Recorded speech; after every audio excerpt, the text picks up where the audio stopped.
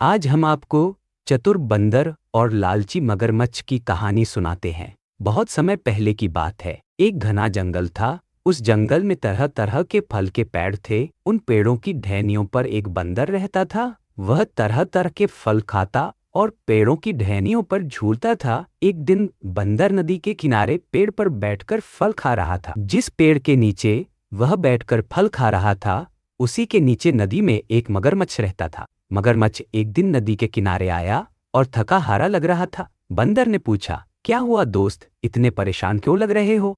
मगरमच्छ ने कहा, आज कुछ नहीं मिला खाने को, भूख लगी है। बंदर को दया आ गई। उसने कुछ मीठे आम तोड़े और मगरमच्छ को दे दिए। मगरमच्छ ने आम खाए और बोला, ये आम तो बहुत मीठे हैं। धन्यवाद दोस्त। इसके बाद दोनों में दोस्ती हो गई। अब बंदर मगरमच्छ को रोज तरह तरह के फल देता और दोनों बातें करते। एक दिन मगरमच्छ ने आम ले जाकर अपनी पत्नी को खिलाए। मगरमच्छ की पत्नी आम खाकर बोली, अगर आम इतने मीठे हैं तो उस बंदर का दिल कितना मीठा होगा। मैं उसका दिल खाना चाहती हूँ। मगरमच्छ ने उसे समझाया कि वह उसका दोस्त है, वह उसे धोखा नहीं दे सकता। लेकिन उसकी पत्नी ने जिद पकड़ ली और बोली, अगर तुम मुझसे प्यार करते हो तो मुझे बंदर का दिल ला कर दो। मगरमच्छ ने मजबूरी में योजना बनाई। वह अगले दिन बंदर से बोला, दोस्त मेरे घर चलो, मेरी पत्नी तुमसे मिलना चाहती है, हमारे घर में स्वादिष्ट खाना है।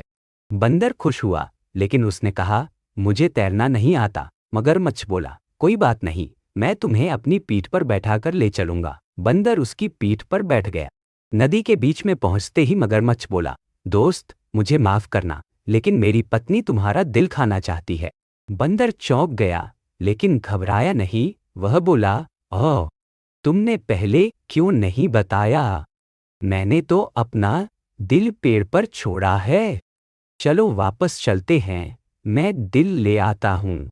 मगरमच्छ उसकी बातों में आ गया और वापस किनारे पर आया। बंदर झट से पेड़ पर चढ़ गया और हंसते हुए बोला, मूर्ख मगरमच्छ, क्या कोई अपना दिल पेड़ पर रख सकता है? दोस्ती का बदला तुमने धोखे से दिया। अब जाओ, मैं तुम्हें कभी फल नहीं दूंगा।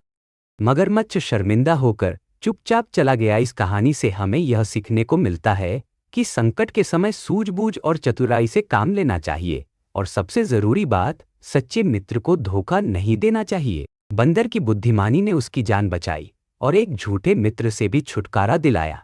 ऐसी ही और कहानी सुनने के लिए हमारे चैनल को सब्सक्राइब करें। धन्यवाद।